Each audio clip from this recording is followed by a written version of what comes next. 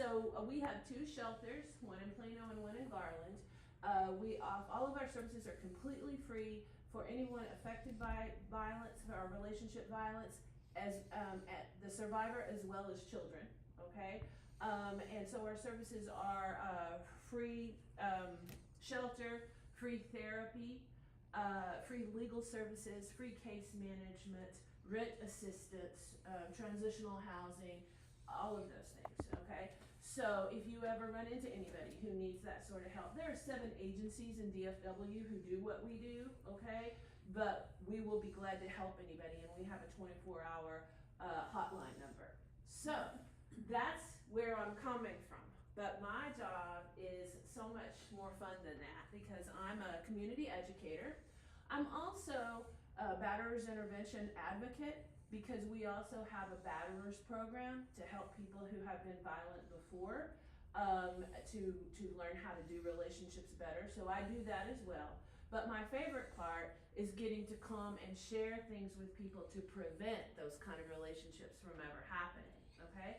So what we discovered is that in trying to reach the population that is most vulnerable, for the most part, kids, children, teenagers,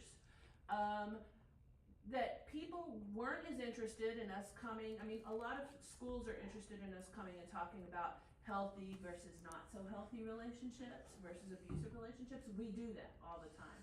But some schools were like, not sure. But so what we started thinking about, okay, well, what is another way that we can prevent this kind of violence? And we decided that actually this program that I'm going to share with you today came out of a visit to Dallas ISD DAEP, that's their alternative program. And I went to talk about healthy relationships, and we couldn't really talk about relationships because there were obviously just so many problems with understanding how I work, right? And so I went back to my partner and I said, we need to come up with something else. And we came up with this program called Managing Emotions. So that's all the background I'm going to give you. This is a 6-week series. I'm going to share with you the first part of the series, the first session, okay? So I want this to be twofold. Normally I do this for students or I do it for parents. But today I want to do for you as a parent, as a caregiver, but I also want you to be able to take it home and share it with your student, with your child, if you want to, okay? So I'm gonna kind of try to work it that way, okay? So I think that's about everything that I need to share with you as far as background goes. At this point, this is gonna become much more interactive. So I'm glad you're here. Be patient with me, okay? So I want to share an activity with you first, and then I want to tell you why. And this is exactly what I do with my kiddos too, because I don't know about you, but I hated it when a teacher made me do something and I didn't know why I was doing it. So I just want you to know, you're gonna know why, but I need you to just do the activity with me first, okay? So would you all stand up for me? Okay, so you can do this activity without this, but I got it on Amazon for $4, and it works, okay? So I'm actually gonna kind of combine 2 activities into one for y'all today so that you can have it all. So guys and ladies, we're gonna take some really deep breaths, okay? And this is different breath than you normally probably take, because we normally only just kind of fill up maybe this part, but we're gonna breathe down into our belly. And the way we know if we're doing it right is if you were to put your hand right here, you're gonna feel this muscle. There's a muscle right here called your diaphragm that splits you in half, okay? And if you breathe the way we're supposed to right now, you're gonna feel this push out a little bit. So if you wanna check to see if you're doing it right, you can put your hand right here while we're doing it, okay? I'd like you to find a space, or you can look at this, but don't look at me right in the eye, okay? Or you can look at a spot on the floor or a spot on the wall somewhere where you can still kind of see this, okay? So what we're gonna do is we're gonna breathe really deep so that this pushes out, okay? And then when we exhale, when we breathe out, here's the job. We're gonna do it slow, really slow, okay? Are y'all ready? All right, together on 3. 1, 2, 3, breathe in.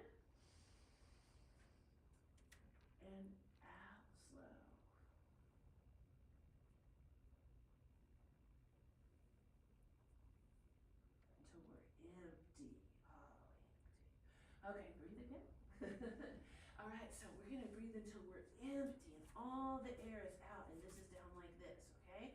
Now, the point of this is to go really slow and empty out, but also I want you to remember, this is time for you to focus on you.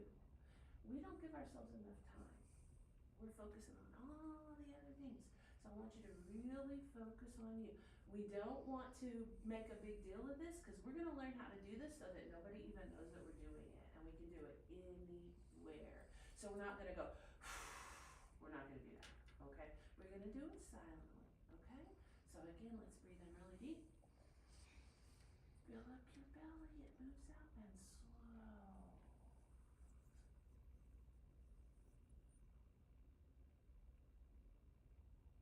Again. Slow out.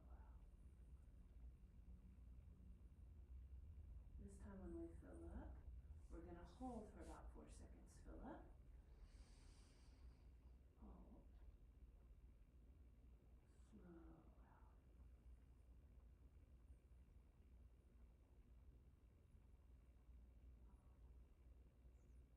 Again.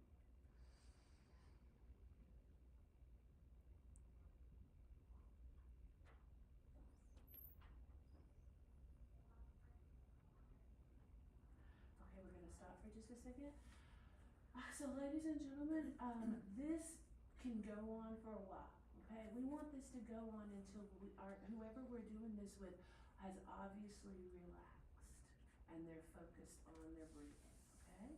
For time's sake today, I'm gonna go ahead and pretend like we've done this for maybe 5 minutes, okay? And then we're gonna breathe again, but this time I'm gonna give you some more instructions. Now this is a separate activity. Normally I do this on session 2, okay? Because every session I like to give my kiddos and my parents some kind of tool to use to get us to the point where we need to be. And I'm gonna talk about what that is in just a minute, okay? So for this activity, this time we're gonna breathe in, but after we breathe out, I want you to look around, not at people, please. You can look at their feet, but don't look at their faces, okay? Look around the room and I want you to try to notice 5 different things that you can see. All right, here we go. Breathe in. Out slow.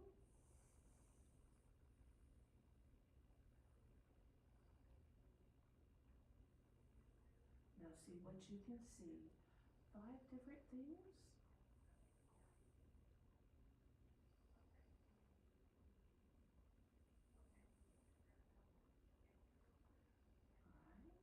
This time when we breathe in, we're going to breathe out slow, and after we've done that, we're going to try to notice 4 things that we can hear. It can be the noise outside, it can be the electric in the room, it can be a noise that somebody else is accidentally making. We're not going to make noises on purpose, okay? It can be our breathing. Try to notice 4 things. Breathe in. Out. See what you can hear.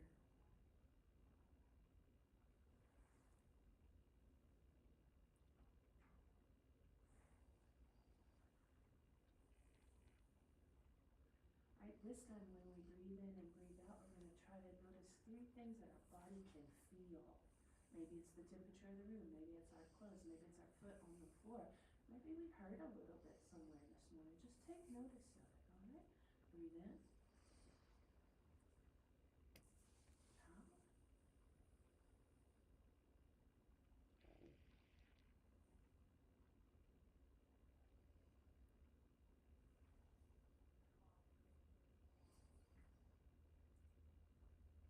This time when we breathe in, we're going to see if we can notice any smells. We're going to see if we can try to notice 2 smells.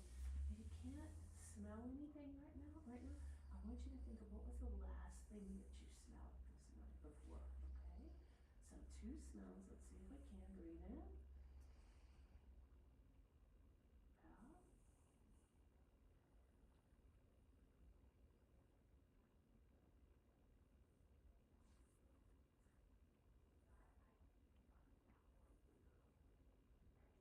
And then the last time we do this, we're going to see if we can notice a taste. Maybe you still have a taste in your mouth from breakfast, or maybe you had coffee. If you can't, if you don't have a taste, what was the last taste that you remember this morning? All right, breathe in.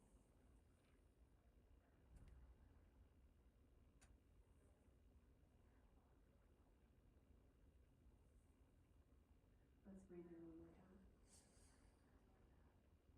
Super slow out.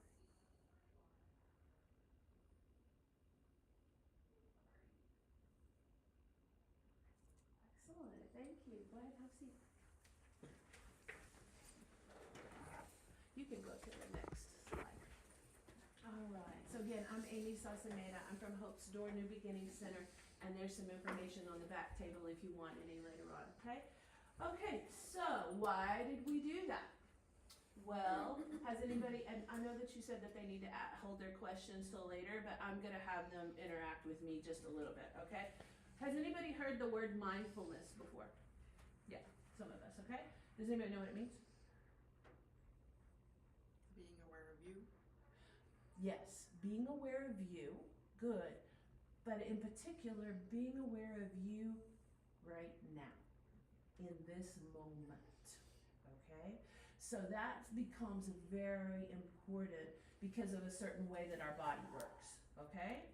So we know that our body has a safeguard system, an alert system, right? And when it's managed by this little bitty part in the middle of our brain, down underneath, not up here, but down in the middle, right at the brainstem, called the amygdala. And the amygdala, when it thinks that something might be wrong or that there's a threat of some kind, it kicks in and it says, hey brain, rest of the brain, it's my job, I got this. Y'all maybe have seen the movie, what's the Emotions movie recently? I just lost the title, but you know what? Inside Out, right? Okay, that part where all of those little people are working, okay, that's the amygdala, okay? And when something is going on, it kicks in and it creates our feelings, our emotions, right? So when it kicks in, and it kicks in hard, okay, it tells the rest of the brain, hey brain, I got it, take off because I gotta keep us safe, okay?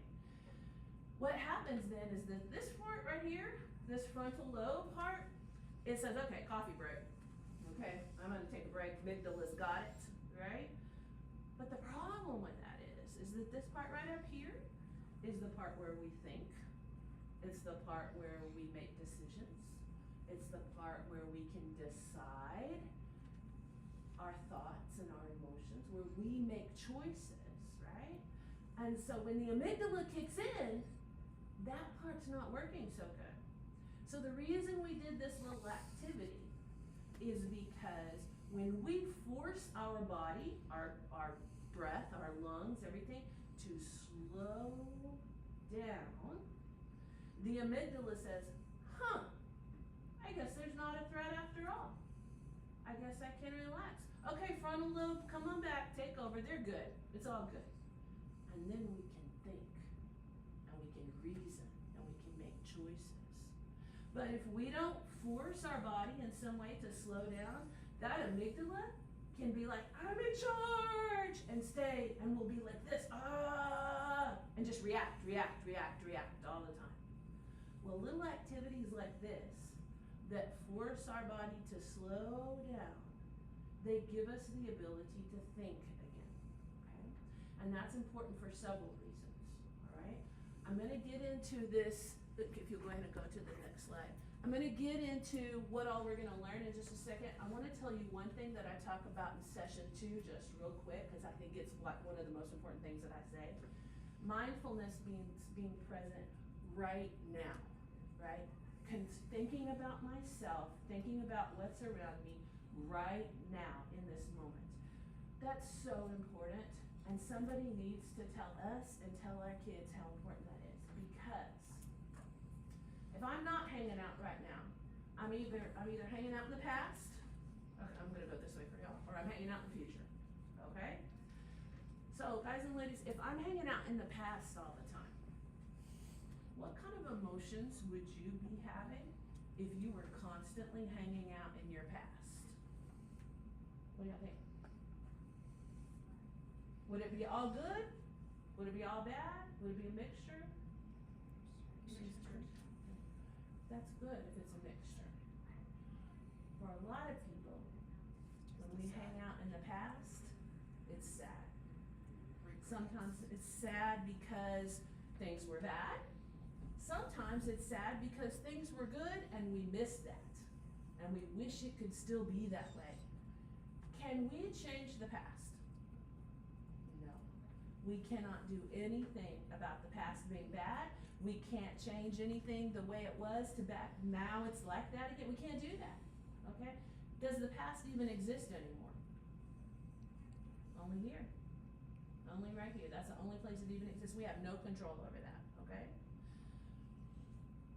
Then there are those people who hang out in the future all the time. What's gonna happen in next class period? What's gonna happen when I get home? What's gonna happen if mom finds out about this? What's gonna happen at my job today? What's gonna happen? What's gonna happen? What am I ready? Am I ready? What kind of what kind of feeling am I feeling if I'm always in the future? Anxious, anxiety, worry, fear, right? So, can we change the future? You can change what You you're can doing change right now, this and moment, that might alter it. and that might affect the future, right? But do we even know what's gonna happen 2 minutes from now? No, we don't know.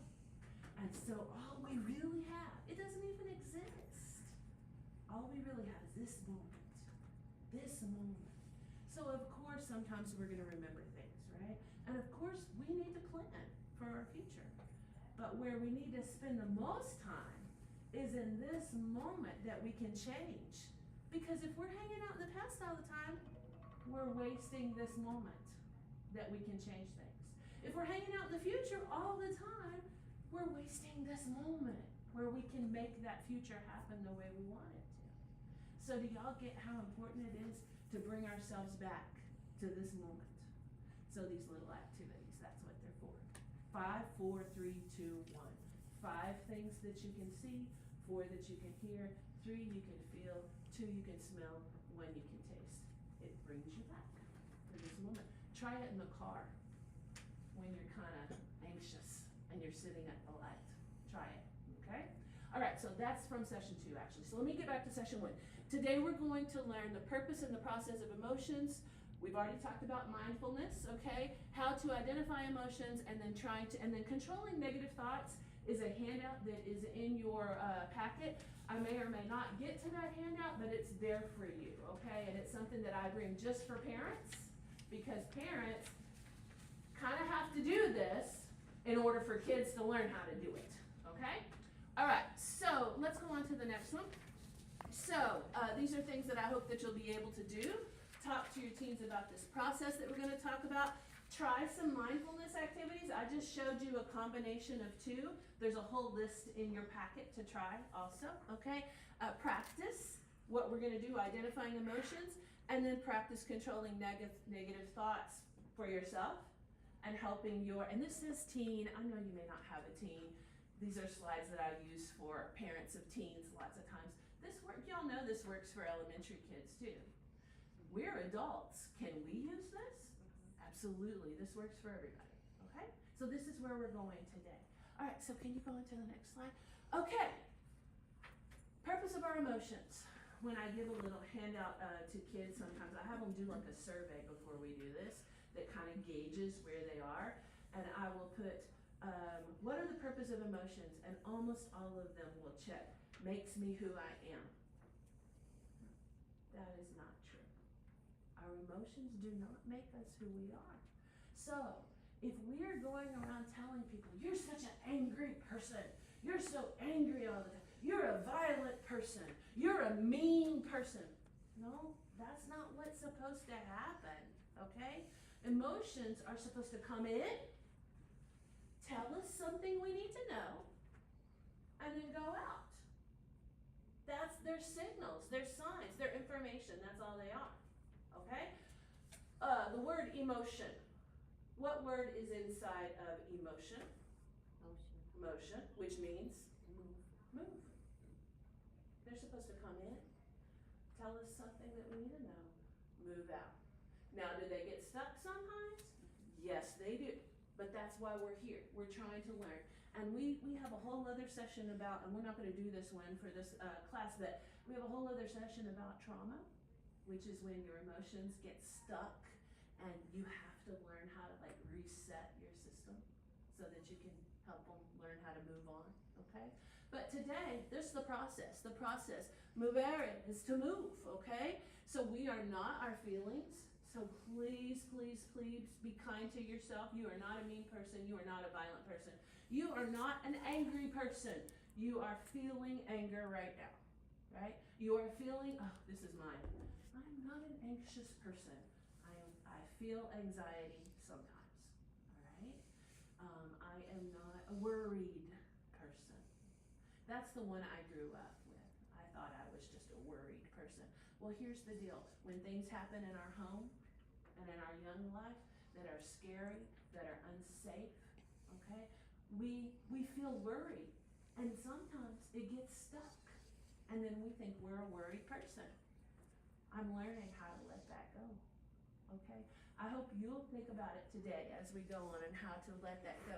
So how do we do this process of getting them to move in, move out, okay? So there's some steps. First, we have to be able to think. So we gotta get our brain back into the I can think mode. So one of these little activities. The second thing we have to do is identify which emotion we're feeling. Because sometimes, I don't know about you, but I'm crying and I have no idea why I'm crying. Okay? That happens sometimes. Or sometimes I'm angry. I'm so angry. And I have no idea why I'm angry. Okay? And sometimes that crying is not sad. And sometimes that anger is not really anger. And we gotta figure out. But the cool thing is, would you open your packet to the body part, please? There's a little body. The cool thing is that our body tells us. Our body does so much with our emotions, okay? We all think sometimes, oh, it's all in my head, it's all in my head. No, it's not. It's in our body too. So we are going to practice right now identifying emotions. So I'm going to say an emotion, and I'm just gonna put, oops, so sorry. No, I got it. I'm gonna put some colors out, and we're gonna let them choose. Okay, so we're gonna choose the color we want. Okay, so if you don't have the color you want close to you, maybe use a color that's close to that, just so you don't have to get up and wander around the room, right? So first emotion. Here's what we're gonna do. Pick the color that you think best shows, let's do happy. Pick a color that you think best shows happy. Now I want you to think for a second, when you were last really happy, okay, how did your body feel? Where in your body do you feel it when you're really happy, okay? Maybe your head feels kind of light, maybe it's just a big smile. Maybe your shoulders are relaxed and they're not tense. Maybe your feet want to move really fast. Where do you feel it in your body when you're happy? Okay. Now I'm going to tell you right now, please don't work too hard because this is supposed to be a fun activity. Kids do this. Don't stress. Just pick something if you're not sure. Okay? You can put a smile. If you're happy and you smile or you laugh, put a smile. Don't stress. Because we're going to go fast. Okay?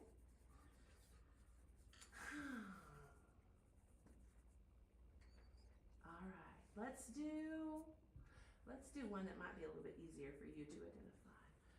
Pick a color that shows anxious or worried. Anxious or worried. Where do you feel it in your body? So while you're doing anxious or worried, and you can just color it, you can draw symbols, you can write the word if you want to, whatever you want to do. While you're doing that, I'm going to tell you that when I was a kid, okay, I mentioned unsafe home. I had an unsafe home, and my stomach hurt all the time. And my mom would say, you have because she was always getting calls from the nurse, right? Or she was gonna have to take me to the doctor because and also, and this is kind of funny, but I didn't go like I was supposed to. You know what I mean? I didn't go. Okay, and yeah, and she was always trying to figure that out. But here's the deal. That worry got stuck up here, and so my stomach hurt all the time. Okay, so thinking about where do you feel your worry? Okay, what about let's do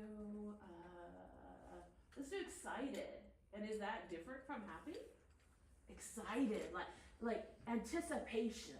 Something's good is coming. You're excited.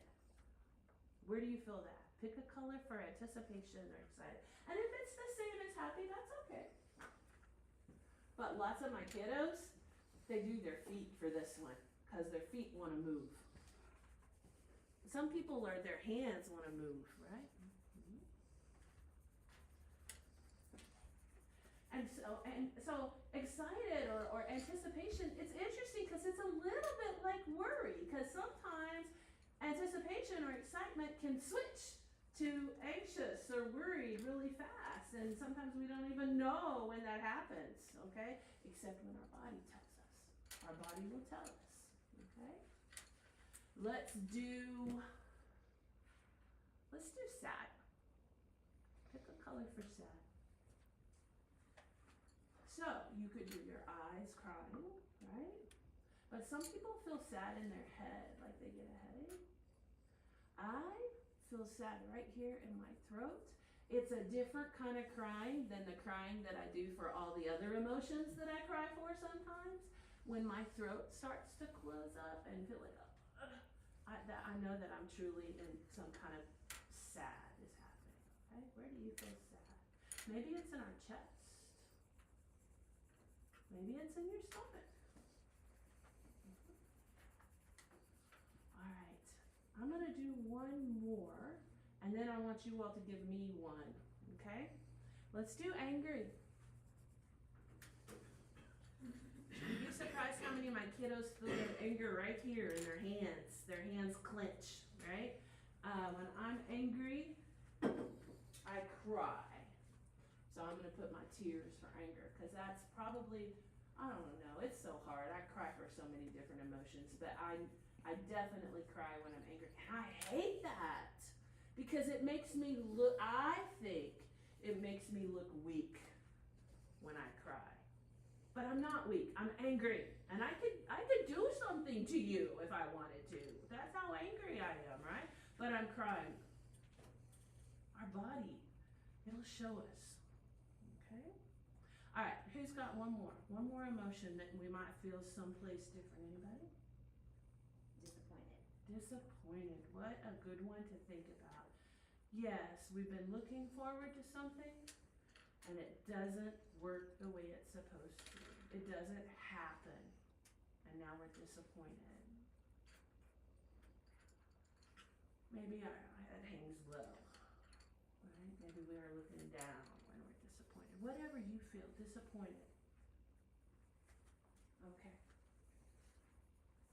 Can you see the value of this exercise with your children? Possibly, okay? If not, just with you, just thinking about it. Thinking about how our body shows us what we're feeling. And the need to identify it. Because the next step in the process, if you'll go ahead, okay? The next step in the process is to think about, okay, what is it trying to tell me? What is it trying to tell me, right? And I gotta be able to think, and I gotta know which emotion I'm feeling in order to know, is it something about my situation that needs to change? Is it a boundary issue? Is it a person I'm hanging out with?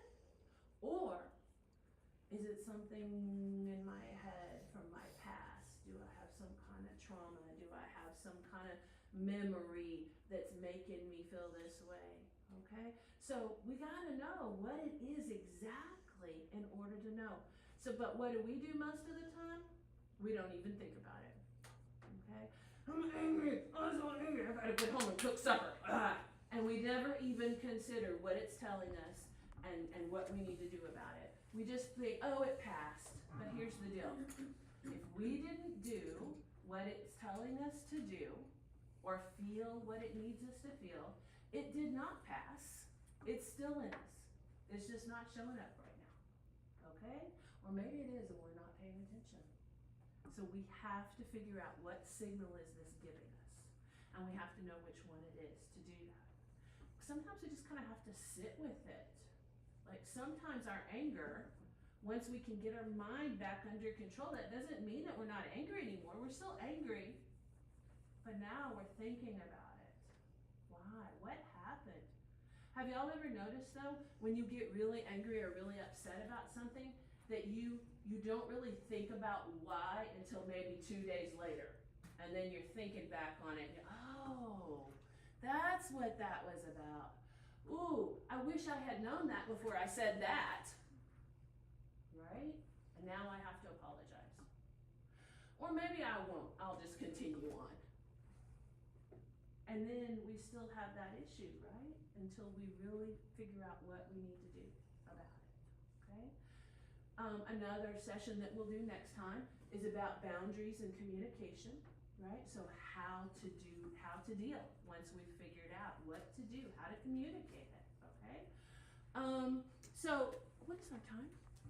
9:40, so you have 20 minutes. Okay, perfect. So I want to show you, so you know this is kind of a hard process for you, right? So imagine kids, right? Kids trying to do this. So I want to show you, whether you have had a teenager, whether you have a teenager right now, or whether you're going to have a teenager sometime, you know that at that point, not only do they have all this stuff going on, but they have all that hormone stuff going on too, which is also sending all these different signals, okay? So why is it so hard for kids and teenagers to do this? Can we look at this video? And why do they seem like they're, right? As I'm in the midst of applying for residency right now, wish me luck, Grammarly has again been a lifesaver with my application. So that's a commercial. I chose Wix but we don't for have my business because of its we don't massive scope for have it on screen. functionality and freedom of creation. Being able to integrate and change and develop at my own pace. I have a range of products and services. And I haven't checked that link lately, so if it doesn't work, it's okay. It is coming up. I just wonder why.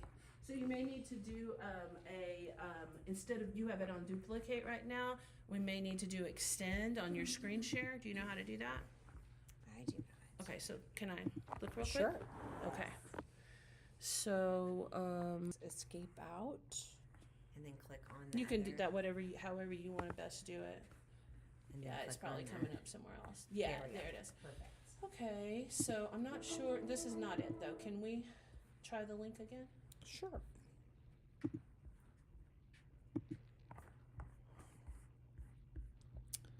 If it's okay. It's going to make me go back into the That's fine. presentation mode. It does say the teen brain that- there. Emotional intelligence, but that's at the end. Can you do cancel right there? Dan, how are you? And that's Wonderful. not How are you it. I'm doing fantastic as well. And So it's okay. It's all right. I have can had share the that link privilege later of on. following your work If it looks like the for link is just a not couple working of right, and I should have had you check that before.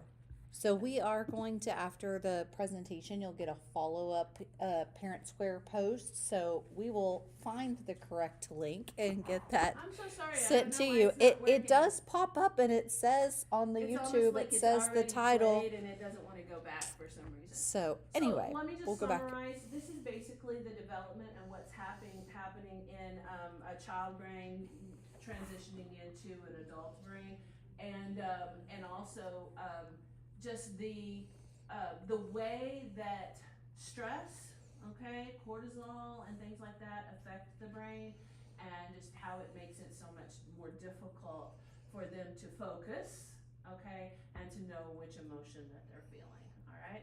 So, and if we get time in a minute, I might see if I can just bring it up. But so we've kind of already talked about mindfulness.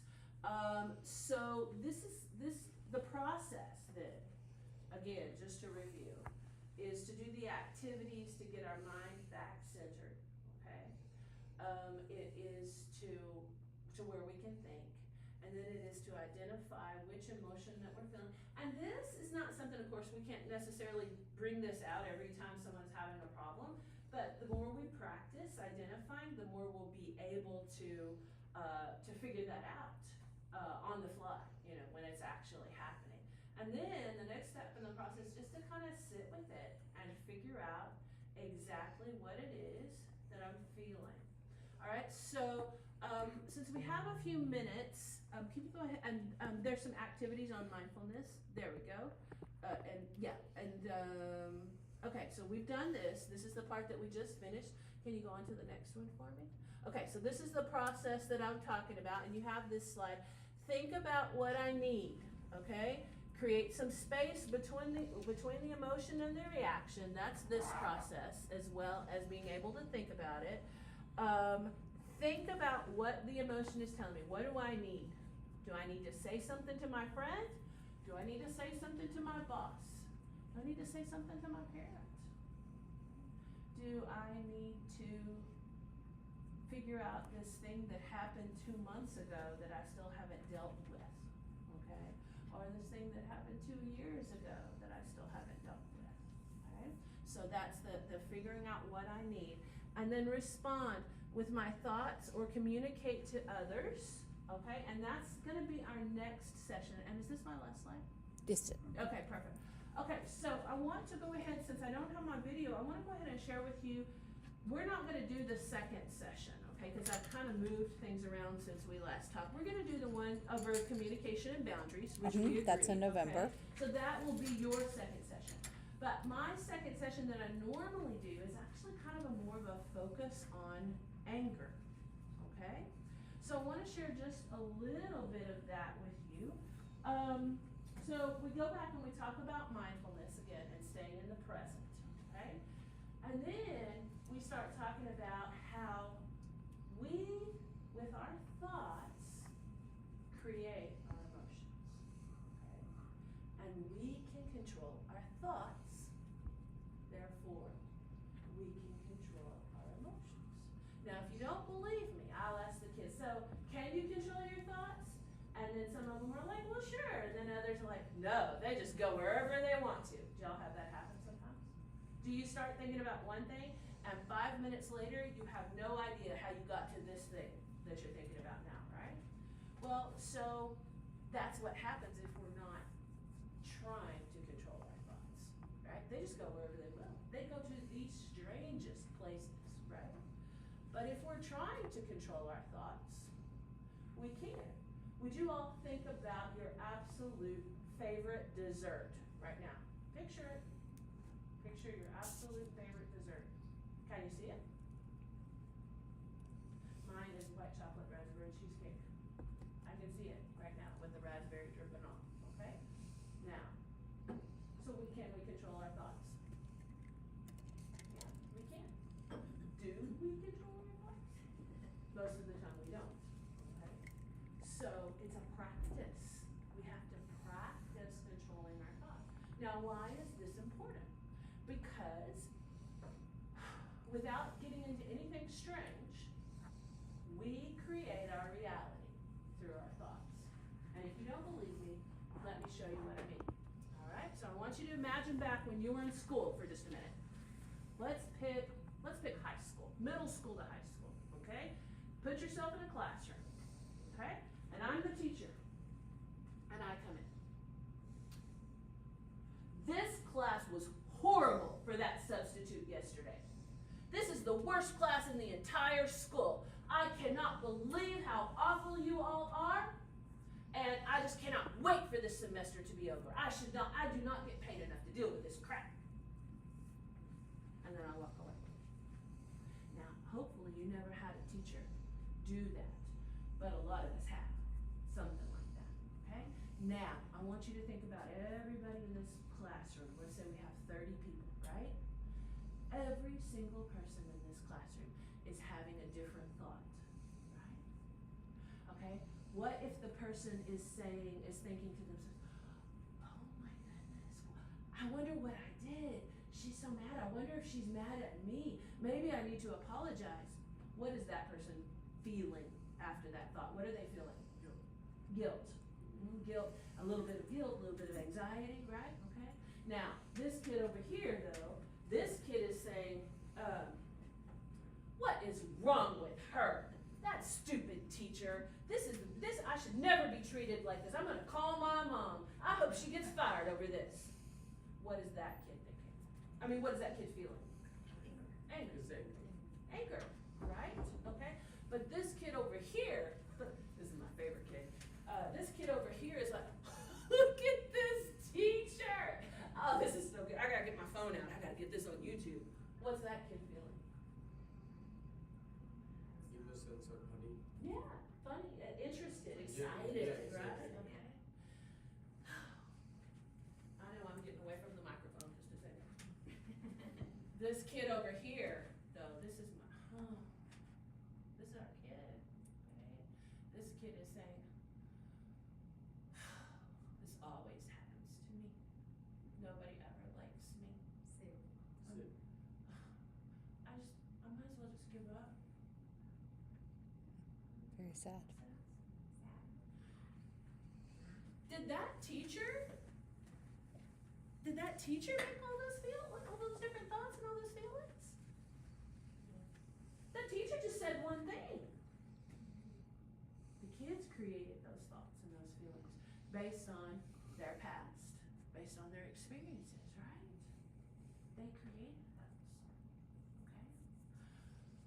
But we can control our thoughts. But it's hard. It's hard. It's not an easy process. But the more we practice, okay? So I want you to think about your little body that you did a few minutes ago, right? And think about where those different emotions that the kids just experienced, where they are, right? So if a kid or you have someone talk to them like that, we start to feel that certain emotion, okay? Because we notice it in our body, and we know, oh, I'm sad, or oh, I'm hopeless, or oh, I'm angry. If we know that we can change that by changing the thought, we have such control, such power in that, okay? Is it easy? No, it is not. We have to go through the and get our mind back to where we can think. We have to think about the emotion, and then whether that teacher is right or wrong or horrible or wonderful, we have the control of what we think and therefore what we feel. So let's talk about how I could change that emotion.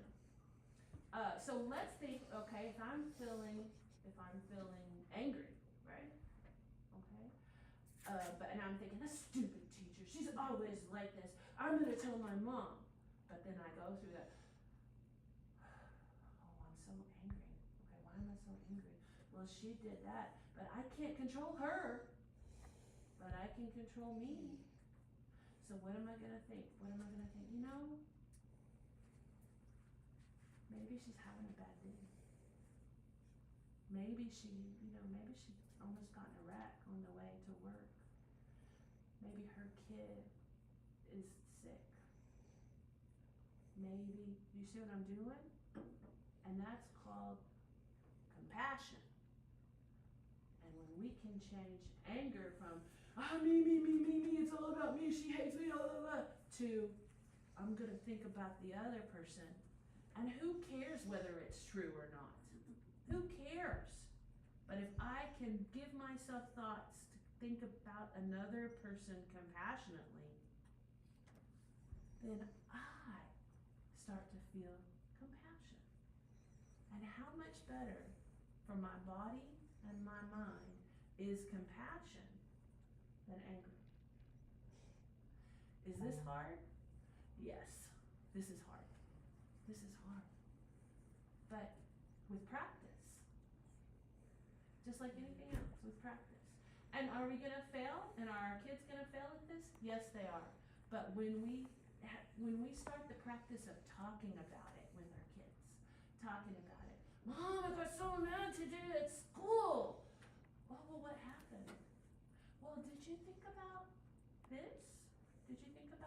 teacher, maybe this, and we just practice that process of changing our thoughts. It's okay if we fail, because the more we fail at it and the more we think about it, and the more we share it with each other, the easier it becomes. And you all are looking at me like you don't believe me, but I'm telling you right now, it does. It becomes easier, okay? Is this something that you personally can use? I don't know about you, but I can. Because I was constantly anxious, worried, scared. The world was a scary place, and I had no control. Imagine if a little kid who lived in a house with no control suddenly had a tool to give themselves at least some control over their own emotional life. That's amazing. To me, this is the most important work I've ever done. I taught school for 29 years.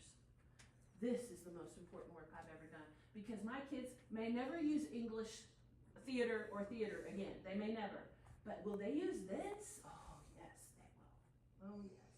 Okay. How's our time? We have 5 minutes, Okay. and there's just 2 informational slides Yeah. left. So again, that's what I have for you. I actually put kind of 2 sessions together because I think that number 2, the part I was just thinking about, is the most powerful part for me. So I wanted to get a chance to share that with you. So I'm kind of okay that the video didn't play, but the video is good. We'll get that to you. This is what my agency offers. All of this is completely free for anybody, parent and child, that's affected by any kind of violence in relationships, okay?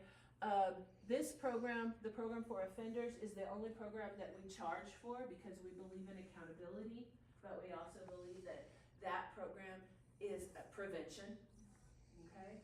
And so that's why I'm a part of it, because I believe in prevention of more violence happening. So, if you have any questions about our services, we do not serve children without permission from their parents. So anybody under 18, for example, let's say that we have a teenager who's affected by dating violence, right? If their parents say, yes, please help my child with free therapy, and with resources for us, we will do that with a parent signature. But we don't take anybody under 18 into our shelters. But we know places that do